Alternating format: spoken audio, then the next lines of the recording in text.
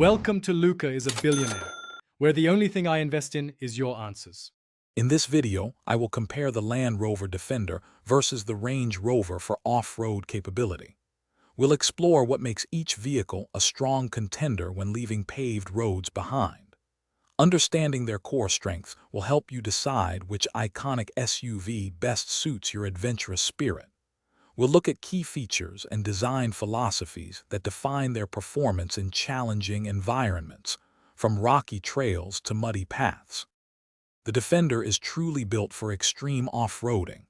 Its robust design includes impressive ground clearance, reaching up to 11.5 inches with its air suspension, allowing it to clear significant obstacles.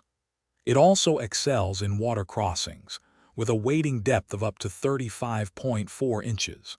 Furthermore, its steep approach and departure angles, up to 38 and 40 degrees respectively, mean it can tackle very challenging inclines and descents with confidence. While luxurious, the Range Rover is also highly capable off-road. Its electronic air suspension system can adjust ground clearance, providing up to 11.7 inches for challenging terrain. It matches the Defender's impressive wading depth of 35.4 inches, making water crossings manageable.